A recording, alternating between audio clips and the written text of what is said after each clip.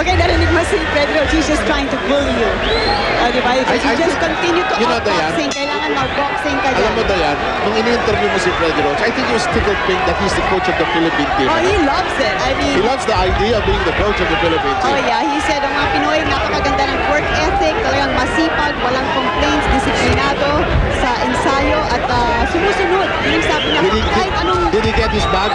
Di ba he was worried about his boxing bag? Sabi niya, he had to go back to LA, of course. I think that's the story. Anyway, going back to this one, Ortiz has not really landed anything solid against Flores to make Flores think about it.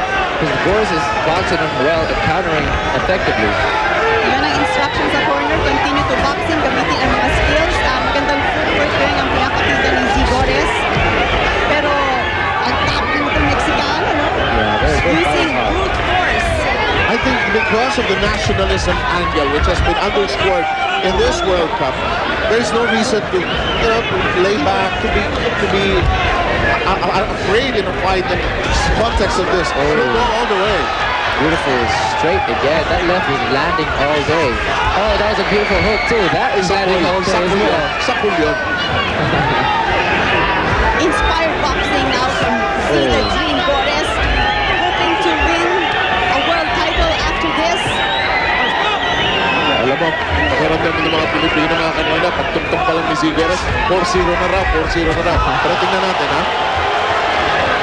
Alam mo, napaka-salap ng feeling ng mga Pinoy training together for this fight. Yung 7 sila kasi originally 7 tong Si laban na Bert to. Matawang hindi natuloy, ano? Kasi yung kalaban niya, nagkaroon ng problema rin sa retina. So, kinansela ang laban na yon. So, naging anin na lang. Bert was so distraught actually during the press conference, but sabi ko, your time will come, Bert. Pero may good news, mukhang pinaplano nila ang isang world title fight para sa kanya sa Setyembre sa Las Vegas. So, mukhang may iwan si Bert Matawang dito sa Amerika para paghandaan yun. So, I like the way Z's moving. Is very sleek. Absolutely. This is where he should fight.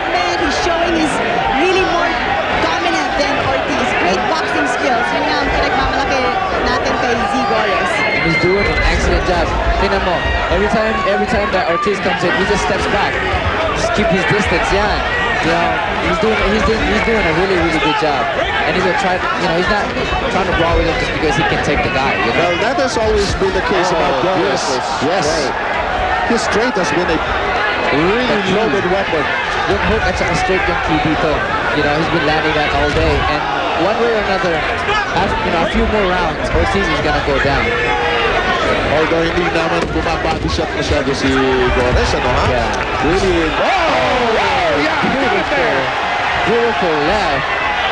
Ortiz is so hurt. I mean, he's hanging on for dear life. Yeah.